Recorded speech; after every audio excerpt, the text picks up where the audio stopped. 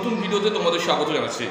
ক্যালকাটা ইউনিভার্সিটির স্টুডেন্ট, এই মুহূর্তে তোমাদের একটি গুরুত্বপূর্ণ খবর এসেছে। সেটা হচ্ছে দু একদিন আগে তোমরা খবর পেয়েছো যে ফোর্থ সেমিস্টার ক্যালকাটা ইউনিভার্সিটির fourth semester student BA BSc তোমাদের কিন্তু রেজাল্ট আউট হয়েছে।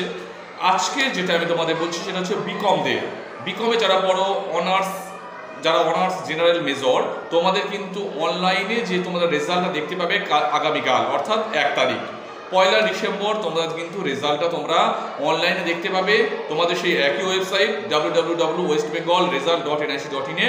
কালকে কিন্তু দুপুর 2:30 থেকে তোমরা সেটা দেখতে পাচ্ছ এবং ওই যে মার্কশিটটা তোমরা হাতে পাবে কলেজ থেকে, সেটা এখনো ক্লিয়ারলি বলা হয়নি। যারা শুধুমাত্র মেজর সেকশনে আছো তাদের জন্য 7 তারিখ ডিসেম্বরের 7 তারিখে কিন্তু মার্কশিটটা তাদের হাতে দেওয়া হবে। এমনি জেনারেল এবং অনার্স তোমাদের কবে দেওয়া হবে সেটা নোটিশ করে হয়তো জানিয়ে দেবে ইউনিভার্সিটি থেকে। অবশ্যই তোমাদের তাহলে কালকের তোমরা দেখে নিচ্ছ তোমাদের রেজাল্টটা অনলাইনে। এই বিষয়ে আরেকটা প্রসঙ্গে আসি, সেটা হচ্ছে বিএ বিএসসি অনেকেই তোমরা 1-2 নম্বরের জন্য সাপ্লি পেয়ে গেছো, অনেকেই কমেন্ট করে জানিয়েছো। তোমাদের জন্য আমি আজকের প্রসঙ্গটা নিয়ে এসেছি, রিভিউ প্রসঙ্গ।